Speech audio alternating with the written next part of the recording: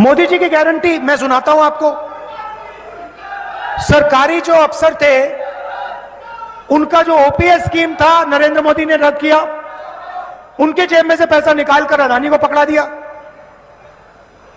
हमने फिर से ओपीएस स्कीम लागू किया, जो आपका हक बनता है हमने आपको वापस दिया।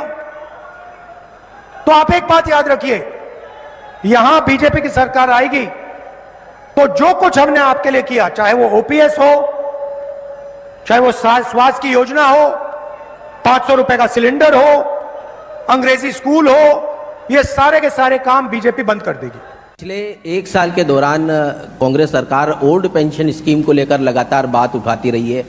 केंद्र सरकार इस पर कोई विचार रखती है कि ओल्ड पेंशन स्कीम? हमने विचार के लिए एक कमेटी बनाई है, वो कमेटी इस पर काम कर रही है। जैसे ही कमेटी की रिपोर्ट आएगी हम इस पर विचार करेंगे। नमस्कार दोस्तों, आप जानते हैं कि ओल्ड पेंशन का मुद्दा पूरे भारत में चल रहा है। अब मैं बताना चाहूँगा कि 33 लाख ऐसे कर्मचारी जो केंद्र के अधीन कार्यरत हैं, जैसे रेलवे, डिफेंस, पोस्टमैन या फिर कोई भी डिफेंस की बटालियन ले लीजिए। उसी तरह से 60 लाख कर्मचारी जो भारत के सभी राज्यों में कार्यरत है।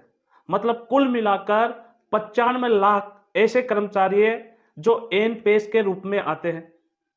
अब अगर 95 लाख में मतलब 1 करोड़ के लगभग हो गए हैं। अब 1 करोड़ कर्मचारियों को उसकी फैमिली के साथ में 4 आदमियों से गुणा किया जाए तो कितने हो जाएंगे? परंतु 4 करोड़ के लगभग हो सकते हैं, परंतु यहां तक ही सीमित नहीं है। बहुत सारे ऐसे स्टूडेंट हैं जो सरकारी नौकरी के लिए पढ़ाई कर रहे हैं। बहुत सारे ऐसे कर्मचारी हैं जो अपने गांव, परिवार, रिश्तेदार, दोस्त को समझाने की कोशिश कर रहे हैं। तो कितना बड़ा ये मुद्दा है आप सोच सकते हो। सरकार कह रही है कि 10% कर्मचारी हमारा क्या बिगाड़ लेंगे। 10% ही नहीं, 10% के साथ में अगर जोड़ा जाए तो 10% और 20% ऐसे लोग हैं जिसको आप आनाकानी नहीं कर सकते। कर्मचारियों की जो अधिकार और हक की जो मांग है उसको आपको आनाकानी नहीं करनी होगी। अब दोस्तों मैं ये रिपोर्ट आपको बताता हूं। 24 के लोकसभा चुनाव से पहले पुरानी पेंशन की मांग बीजेपी को टेंशन दे रही है और अब इस टेंशन ने और भी बड़ा रूप तब ले लिया है जब आरएसएस ने भी सरकारी कर्मचारियों की हां में हां मिलाना शुरू कर दिया है। दरअसल बीते रोज आरएसएस के मजदूर संगठन भारतीय मजदूर संघ के बैनर तले पुरानी पेंशन बहाली को लेकर दिल्ली के जंतर मंतर में बड़ा विरोध प्रदर्शन किया गया, जहां देश भर के केंद्र और राज्य सरकार के कर्मचारियों ने एक साथ हुंकार भरी। यहां मौजूद कर्मचारियों का कहना था कि ओपीएस से नीचे कोई समझौता नहीं होगा। आज नहीं तो कल सरकार को हमारी मांग माननी ही पड़ेगी। हालांकि सरकार भी इस मामले को लेकर सोच विचार कर रही है, ऐसा नजर आ रहा है। हमने विचार के लिए एक कमेटी बनाई है, वो कमेटी इस पर काम कर रही है। जैसे ही कमेटी की रिपोर्ट आएगी हम इस पर विचार करेंगे। यहाँ ये कहना गलत नहीं होगा कि कांग्रेस ने इस मामले में बीजेपी के लिए मुश्किलें खड़ी कर दी हैं, क्योंकि हिमाचल से लेकर कर्नाटक और अब 5 राज्यों के विधानसभा चुनाव में भी पार्टी ओपीएस का मुद्दा पुरजोर तरीके से उठा रही है और इसका सियासी लाभ भी कांग्रेस को मिलता जा रहा है। ऐसे में बीजेपी इस पूरे मामले को लेकर बैकफुट पर है और पेंशन का समाधान निकालना उसकी मजबूरी हो गई है। यही वजह है कि बीजेपी इसे लेकर चिंतित नजर आ रही है। दूसरी बात यह है कि कर्मचारियों की मतलब बुढ़ापे की सुरक्षा, बुढ़ापे की लाठी ओल्ड पेंशन के लिए ही लड़ रहे हैं और वो कोई दिक्कत नहीं है।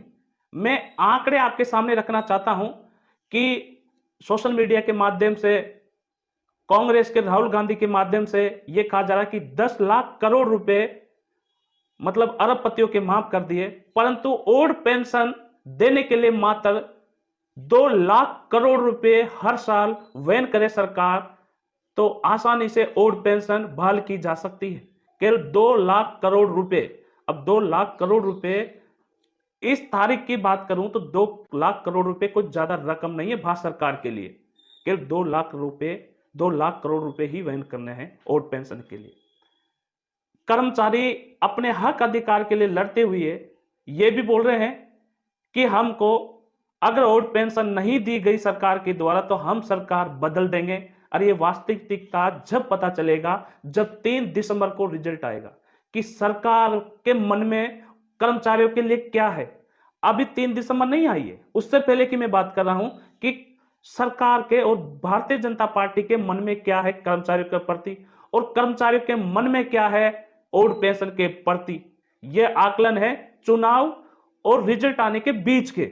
परंतु जैसे ही चुनाव के रिजल्ट आएंगे 3 दिसंबर को, तो सियासत बदल जाएगी और सियासत में यह भी कहा जाएगा भारत सरकार की तरफ या भारतीय जनता पार्टी की तरफ कि हम ओल्ड पेंशन के लिए हम आकलन करेंगे, ओल्ड पेंशन चालू करेंगे। इससे पहले मैं बता दूं कि कांग्रेस पार्टी को ऐसा बड़ा मुद्दा मिल गया है जो आप सभी को लगता है कि कांग्रेस को सबसे बड़ा मुद्दा मिला है ओल्ड पेंशन पूर्ण बहाल करो, और 5 राज्यों में ओल्ड पेंशन बहाल भी कर चुकी है। केवल पंजाब में घोषणा की है, परंतु अभी भी कर्मचारियों की ओल्ड पेंशन लागू नहीं की है आम आदमी पार्टी ने पंजाब में। तो आप क्या आकलन लगा सकते हो? दोस्तों, ये छोटा मोटा मुद्दा नहीं है। मैं आप सभी कर्मचारियों से फिर मैं निवेदन अपील करूंगा, छोटा मुद्दा नहीं है ये ओल्ड पेंशन का। ओल्ड पेंशन का इतना बड़ा मुद्दा है कि सरकार कर्मचारियों की जो एक्टिविटी है, जो धरना है, जो प्रदर्शन है, महारैलियां हैं ओल्ड पेंशन के लिए, उस पर तिरछी नजर रख रही है। तो 3 दिसंबर के बाद में सियासत बदल जाएगी बिल्कुल भी कि ओल्ड पेंशन सरकार के लिए सरकार क्या बोल सकती है, कर्मचारी का आकलन क्या होगा। तो कर्मचारी से मैं यही निवेदन करूंगा कि अभी भी वक्त है, ये केवल सेमीफाइनल है और फाइनल के लिए आप अच्छी तरह से फील्डिंग लगाइए और अच्छी तरह से बॉलिंग डालिए और अच्छी तरह से बैटिंग कीजिए। तो मैं कहना चाहूंगा कि जरूर फाइनल भी हम जीतेंगे और ये वादा भी है। सरकार फाइनल में जा चुकी है, कर्मचारी अभी फाइनल में प्रवेश करने के लिए सेमीफाइनल का रिजल्ट अभी बाकी है जो 3 दिसंबर को है। तो अमित शाह ये भी बोल रहे हैं, जब बीएमएस की मीटिंग हुई, बीएमएस की महारैली हुई दिल्ली में, तो अमित शाह जी क्या बोल रहे हैं पता है? कि हमने कमेटी गठित की गई। कमेटी तो बजट में ही गठित कर दी गई थी, मार्च में ही बजट के बाद मार्च में ही गठित कर दी गई थी कमेटी।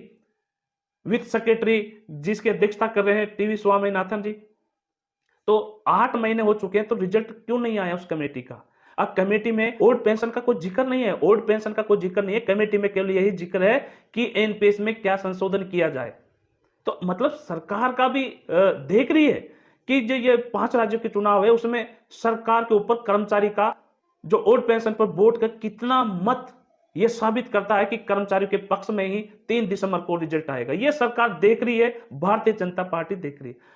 अब मैं बता देता हूं कि विश्वास फाटक जो प्रवक्ता है बीजेपी का, उससे यह सवाल पूछा गया कि क्या भारतीय जनता पार्टी या भारत सरकार ओल्ड पेंशन चालू करने के लिए तैयार है या नहीं। तो विश्वास पाठक जी ने यही उत्तर दिया कि हम अभी ओल्ड पेंशन के लिए कोई कमेटी नहीं बना रहे हैं, ओल्ड पेंशन के लिए हम कोई विचार नहीं कर रहे हैं, मतलब ओल्ड पेंशन चालू नहीं करेंगे। यह अभी फैसला है 3 दिसंबर से पहले का, परंतु 3 दिसंबर के बाद में बहुत अलग सियासत बदल जाएगी। तो कर्मचारियों से मैं यही निवेदन करूंगा कि आप क्या सोचते हो भारत सरकार के लिए या फिर आपकी बुढ़ापे की लाठी के लिए। आपके लिए सरकार कोई भी हो, आपका हक और अधिकार जो आपकी बुढ़ापे की लाठी जो ओल्ड पेंशन पूर्ण बहाल करेगा, उसके साथ ही आप काम करोगे या उसके ही पक्ष में आप जाओगे। अभी आपके ओल्ड पेंशन के पक्ष में कांग्रेस आपके साथ में हमेशा कंधे से कंधा मिलाकर लड़ रही है, परंतु हो सकता है कि 3 राज्यों के रिजल्ट के बाद में या 2024 के जो बजट पेश होगा उसमें पलड़ा अलग हो सकता है। तो देखिए कि आप किसके साथ हैं, कि आप ओल्ड पेंशन के साथ है या एनपीएस के साथ में। बहुत सारे कर्मचारी अभी भी नहीं समझ पा रहे हैं कि एनपीएस के साथ जाना चाहिए या ओल्ड पेंशन के साथ जाना चाहिए। तो आप सभी जो ओल्ड पेंशन के लिए काम कर रहे हैं, दिन रात मेहनत कर रहे हैं, जो महारैली को एक संघर्ष को एक मान बनाना चाहते हैं, वो उन कर्मचारियों को भी समझाने की कोशिश करें जो एनपीएस के लिए अभी भी लड़ रहे हैं, बुढ़ापे की लाठी के लिए अभी नहीं लड़ रहे हैं। तो मेरा वीडियो को शेयर कीजिए और इस वीडियो के माध्यम से मैं हर खबर कर्मचारियों के हित कल्याण के लिए, ओल्ड पेंशन के लिए ही बनाता रहता हूं, जिससे कि कर्मचारी जागे, कर्मचारी उठे।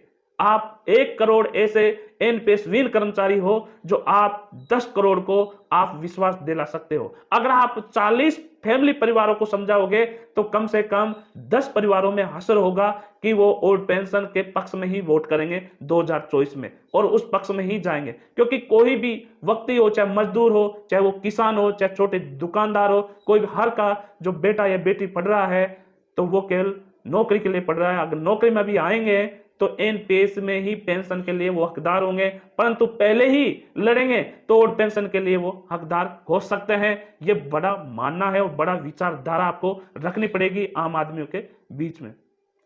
तो यही बड़ी बातें हैं कि क्या सरकार अपना जो मन बना सकती है ओल्ड पेंशन के लिए, ये तो हम 2024 के फाइनल के लिए ही बात करेंगे। पर राहुल जी और अमित शाह के बीच में कांटे की टक्कर है, मतलब कांग्रेस और बीजेपी के बीच में कांटे की टक्कर है ओल्ड पेंशन के लिए। और मात्र कितने 2 लाख करोड़ रुपए ही मात्र ओल्ड पेंशन के लिए ही देने हैं, जिसमें भी सरकार हिचकिचा रही है। जबकि आपको पता है कि इनकम टैक्स 2023-2022 का कितना आया होगा, आप अंदाजा भी नहीं लगा सकते। गूगल पे जाकर आप सर्च कर सकते हो, यूट्यूब पे आप देख सकते हो कि कितना इनकम टैक्स भारत सरकार को प्राप्त हुआ है। तो ओल्ड पेंशन देने में मात्र 0.10% भी पैसा नहीं लग रहा है, परंतु मनसा साफ नहीं है। यह भी मैं बताना चाहूंगा कि 2004 में जो अटल बिहारी सरकार ने एनपीएस चालू की गई थी, उसके बाद में कांग्रेस की लगातार 2 बार सरकार आई थी। तो जो कांग्रेस की सरकार ने क्यों यह मुद्दा नहीं उठाया, क्यों 2022 से ही यह शुरुआत मुद्दा उठाना चालू कर दिया जब से हिमाचल का चुनाव आया। तो कांग्रेस भी कहीं ना कहीं इसमें कर्मचारियों के पक्ष में नहीं थी, पर 2022 से कर्मचारियों के पक्ष में आई है। तो यह भी बहुत ही बड़ा मुद्दा है। परंतु भारतीय जनता पार्टी और भारत सरकार से यही निवेदन है कि अगर आप आने वाले समय में आप बहुमत के साथ में लोकसभा में आप चुनाव जीतकर आना चाहते हो, तो आपको कर्मचारियों के हित कल्याण की रक्षा के लिए आपको कदम उठाना पड़ेगा, ओल्ड पेंशन चालू करनी पड़ेगी। यही मेरी अपील है। और कर्मचारी क्या कर सकते हैं ये कर्मचारी जानता है। दोस्तों, फिर मिलेंगे अगले वीडियो में। जब तक जय हिंद, जय भारत।